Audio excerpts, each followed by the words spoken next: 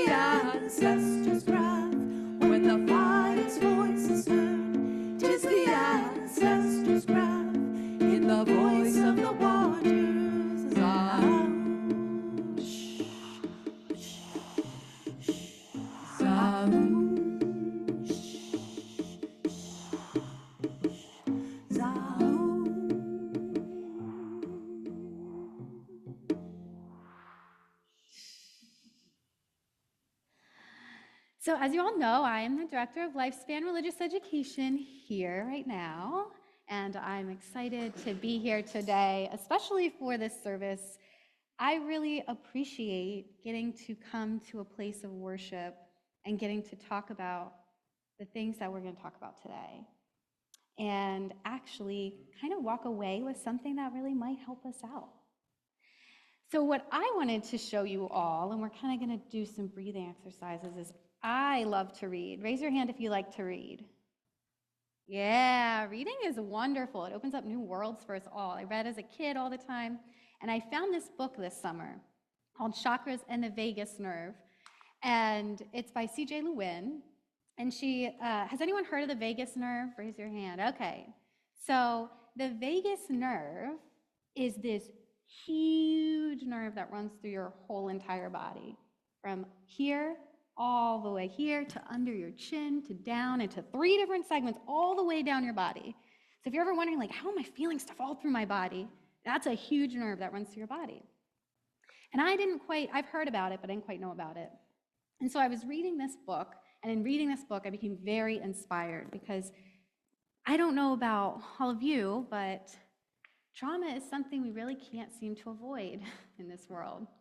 And I have experienced my fair share of trauma, and it's what brought me to this book. It's what brought me to this place. It's what connected me to all of you, actually.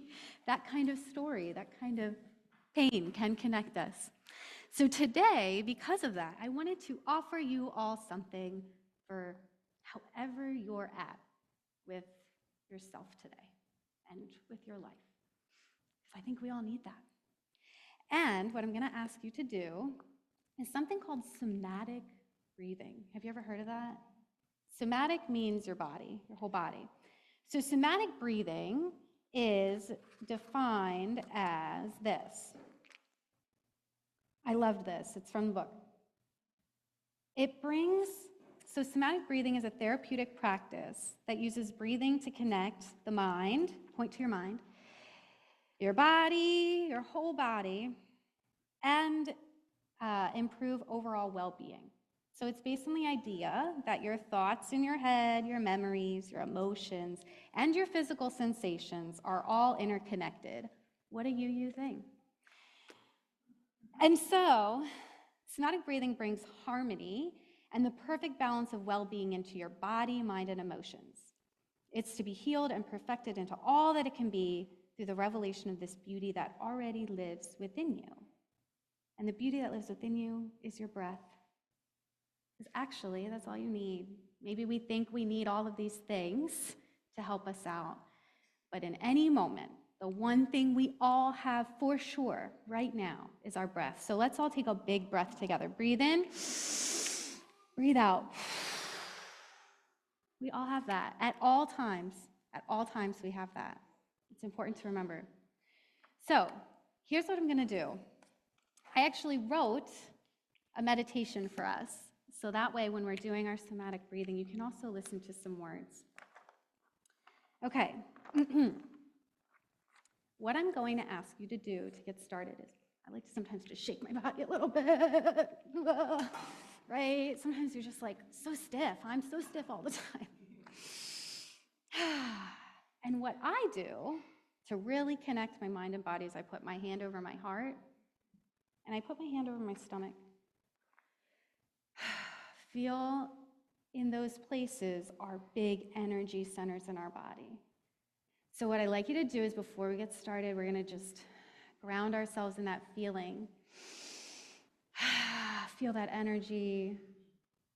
Feel that breath. That's the power within all of us.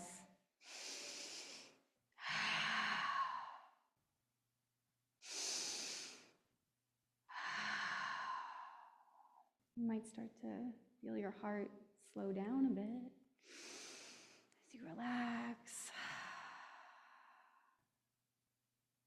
I'm going to read these words. If you feel comfortable closing your eyes, please close your eyes.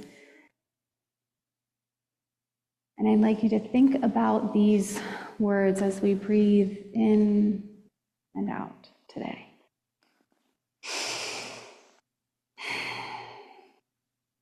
Life is a dream. It can be scary, or it can be mean, or it can feel weightless, and you can be seen by the white light inside. If you can release and put fear aside, the white light will help you to see. Life is connected by infinite cycles of love. Life is a dream. It can be scary, or it can be mean, or it can feel weightless, and you can be seen by the white light inside. If you can release and put fear aside, the white light will help you to see. Life is connected by infinite cycles of love. Life is connected by infinite cycles of love. Life is connected by infinite cycles of love. Breathe in, breathe out. Feel your feet on the ground if they're there. Feel your hands, move your fingers a bit.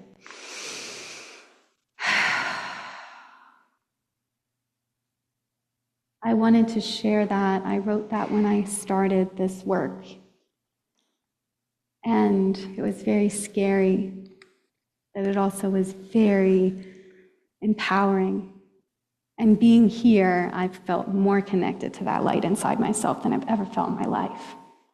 So I hope today you all feel that too, that light that we all have. So we are actually going to learn a new song to sing ourselves out that is related to our mind and our body. So what we're going to do is we're actually going to listen to it today. And what I'd like you to do is do the movements with me. Last week, if you remember, it's pretty easy. So follow the movements as we listen to the song, okay?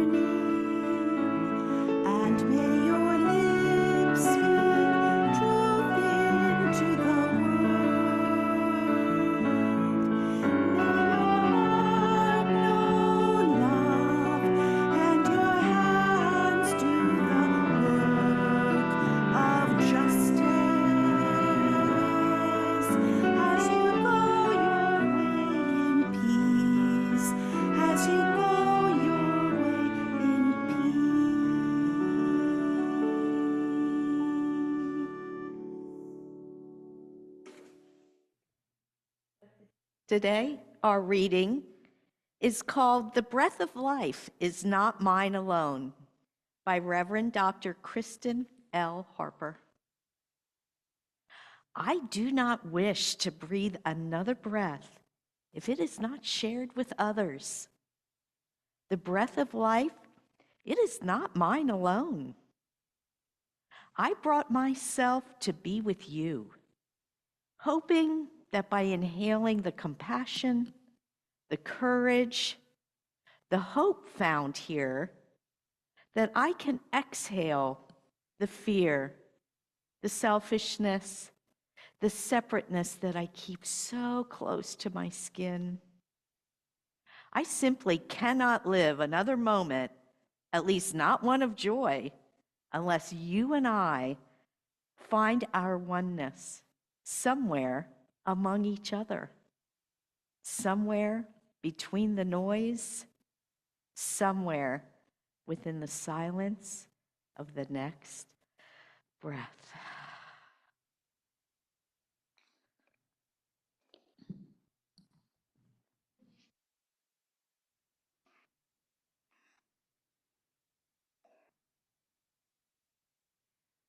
Over the past 3 weeks, we've been honoring the 4 basic natural elements: water, fire, earth, and now air.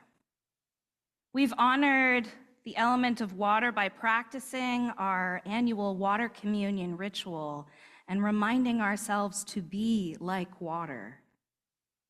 We honored the element of fire, considering the fire that burns within us and motivates us to act. We've honored the element of earth by celebrating the autumnal equinox and listening closely for those messages the earth has to teach us. Today, we honor the element of air as a metaphor for the divine in many spiritual traditions, as it is manifested in our breath and the breath of our ancestors, and as a meditative practice of breathing intentionally, inhaling peace, exhaling love. Won't you breathe with me as we embark on this journey? For centuries, world religions have focused on breath in meditation, mysticism, and as a metaphor for the divine, recognizing breathing as the core of human life itself. The Abrahamic belief found in the Christian Bible, the Muslim Quran, and the Jewish Torah that life was literally breathed into the first human by a divine power is actually not confined to those religions. Similar creation myths appear in ancient Egyptian, ancient Greek, and the indigenous Maori belief systems of New Zealand. In fact, the hongi, the Maori greeting in which two individuals press their noses together, symbolizes the sharing of this breath of life, said to have been originally shared with the first human by the god Tane. Rabbi Jonah Dov Pessner writes that just as God exists through some manifestation of breath and air, so too the human exists through breath and air. The breath holds similar importance in Eastern faiths. In Buddhism, Hinduism, and Taoism, breathing is not simply understood as a vital component for life, but as a focus that can be harnessed for growth. Breathing is also central to practices that emerged from ancient China and India and remain with us today, such as Qigong and yoga, respectively. While today yoga is widely misunderstood as purely a form of exercise, the original conception was intrinsically linked to what Westerners today simply call meditation with a focus on the breath. A simple Zen Buddhist meditative prompt you might have heard: breathing in, I am aware of my body. Breathing out, I am aware of my body. Devin Barry, a Dharma teacher who counseled healthcare workers in New York during the coronavirus crisis, says, "The only refuge that I have is my breath. I find mindfulness, compassion, and wisdom just by breathing." The ways we breathe can influence our emotions and our bodies, including some of its biochemical reactions. We can easily trace the links between our breath and our feelings. For example, when a person feels anger or resentment, their breath is superficial and fast. And when the person is peaceful, their breath becomes calmer and more profound. Thus, we have an interdependent cycle and system of breathing, the work of the heart, and the activity of the mind. Nancy Wines is a Presbyterian minister, and she has an interdisciplinary PhD in Christian studies, ritual studies, and the dialogue between theology and natural science. She highlights the connection between breath, stress, and our ability to cope in the following illustration. Suppose that you drop your keys in a crosswalk when your hands are full and a car is waiting to turn. Potentially no problem, a minor inconvenience. Recovery might take a bit longer, though, if the driver blows the horn. Someone makes a provocative comment when you bend over, or your coffee spills all over your crucial work documents. With a surge of adrenaline, blood rushes to the large muscles to activate a response. The eyes dilate to process the scene. Inflammation prepares the body to respond to injury. Pain tolerance increases.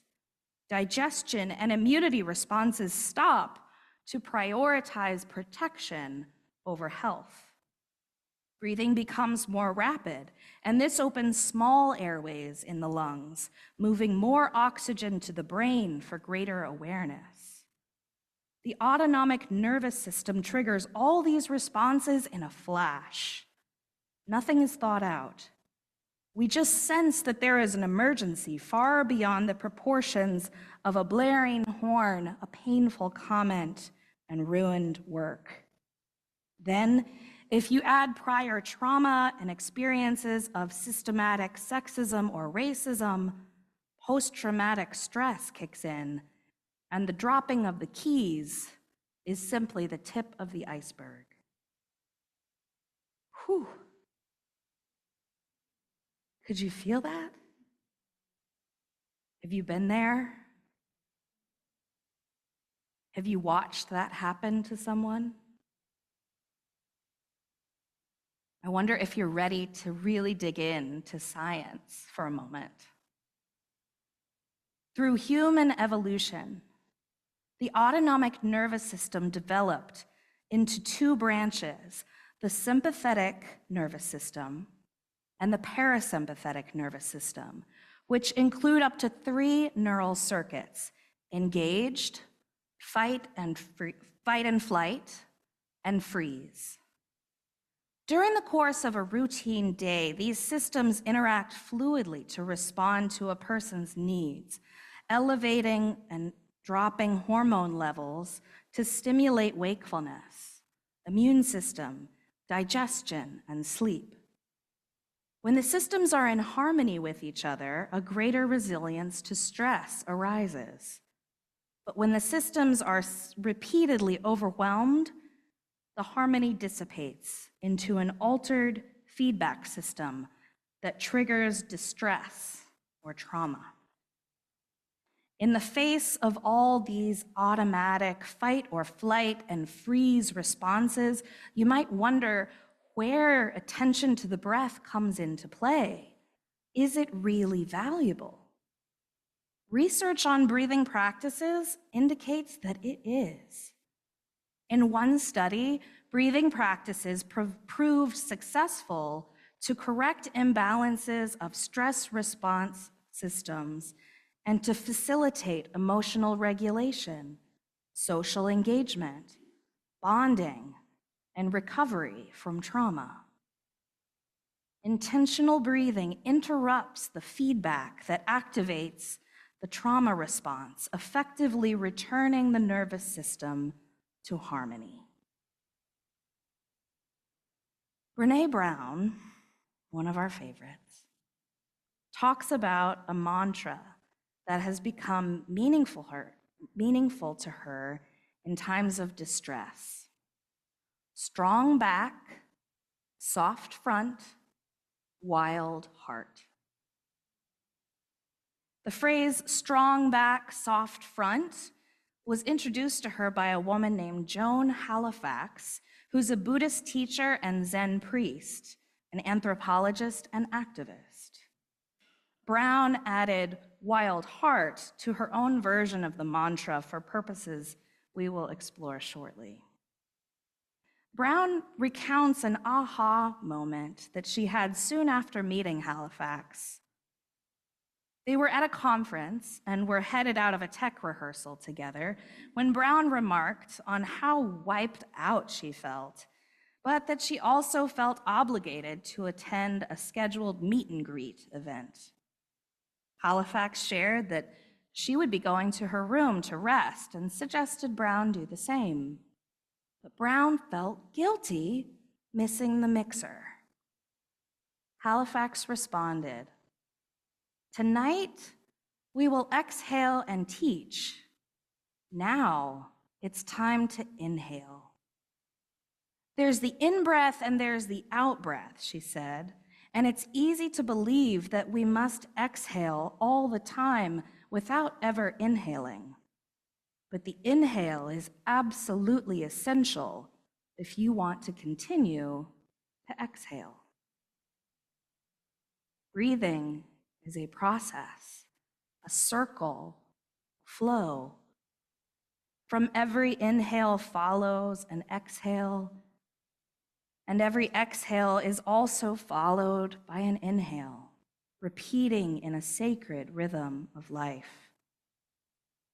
To breathe in a healing and truly beneficial way, Halifax suggests that we must keep what she calls a strong back and a soft front.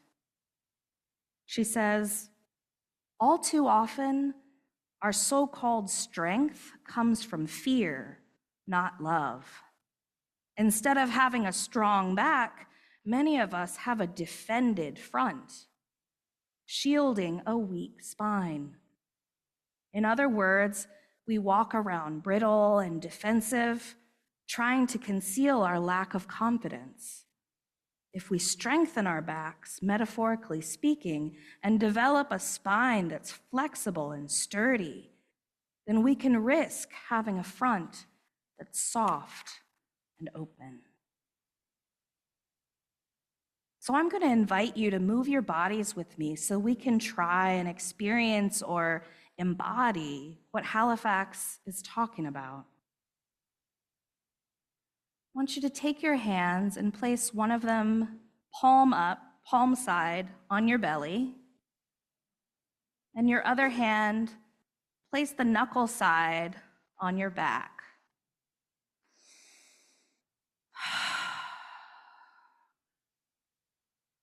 This posture naturally sets you up to straighten your back and soften your tummy.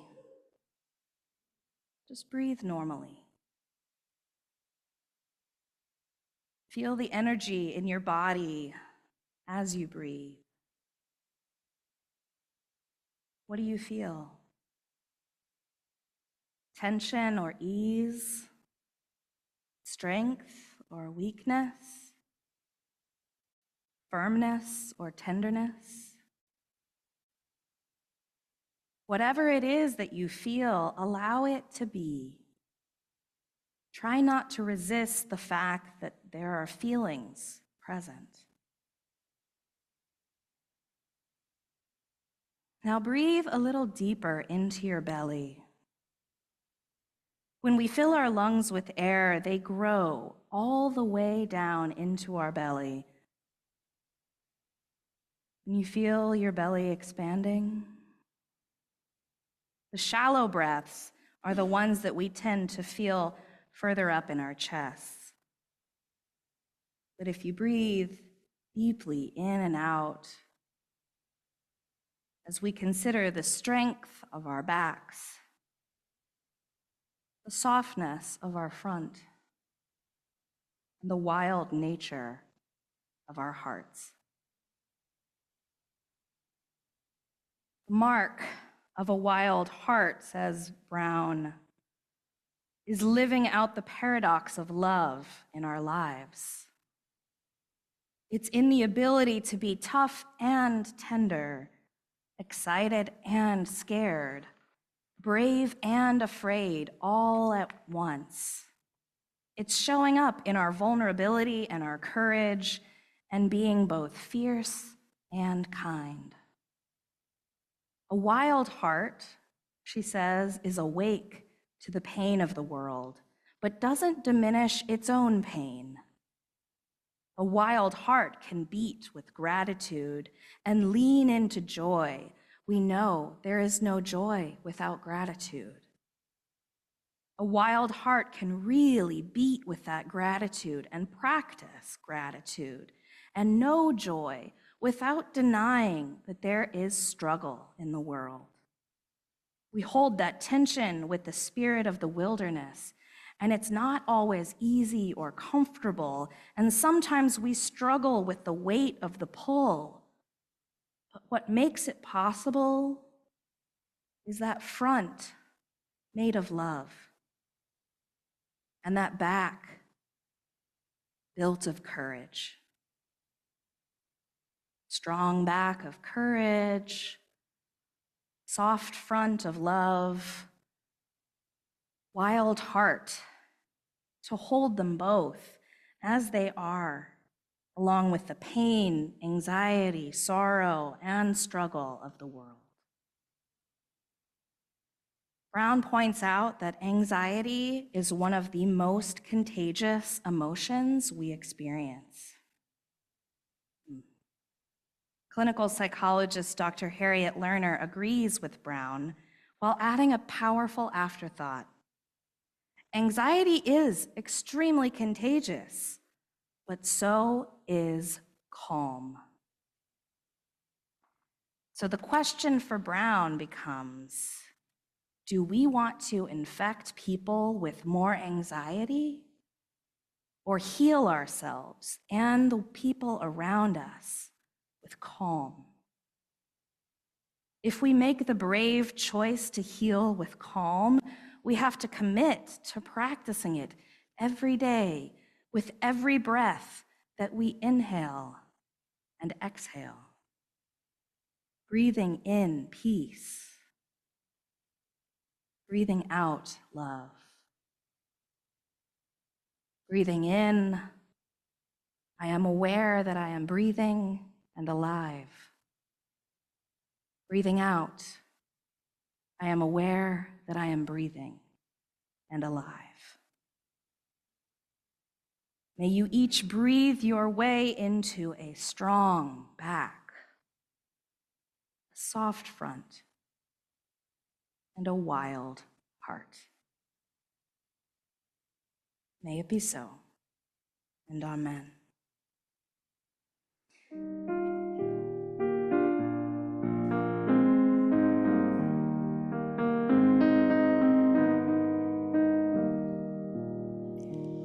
When our heart is in a holy place, when our heart is in a holy place, we are blessed with love and amazing grace. When our heart is in a holy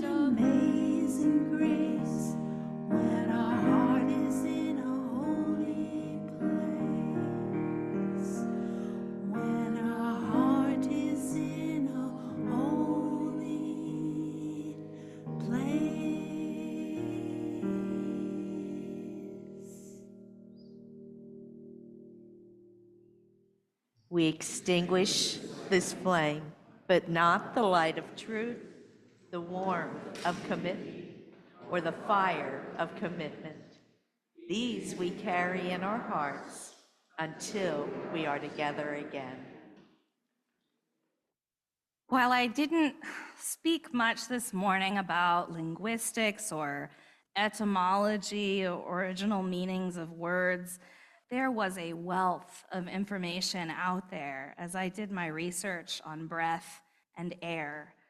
I'd just like to share two really fascinating discoveries that I made in hopes that they might be meaningful to you as well. The first discovery is in the word aspire. It comes from the Latin aspiro or ad spiro, which can be broken down further into Latin into ad, which means to or toward, and spiro, which means breath, to breathe toward. Originally meaning to breathe toward, on, or upon, the English word aspire evolved to meaning to have a desire to do or achieve something. May you each aspire or breathe toward your highest and best selves. The second word I'll leave with you is conspire, which also comes from the Latin roots as well, meaning to breathe with. May you each conspire or breathe with each other on this journey toward wholeness. May we form an aspirational conspiracy of love, breathing in peace, breathing out love, breathing toward wholeness, breathing together. Won't you rise now in body or in spirit together to sing one of my favorite hymns for when I don't know what will happen next in life. 1020, Wo Ya Ya.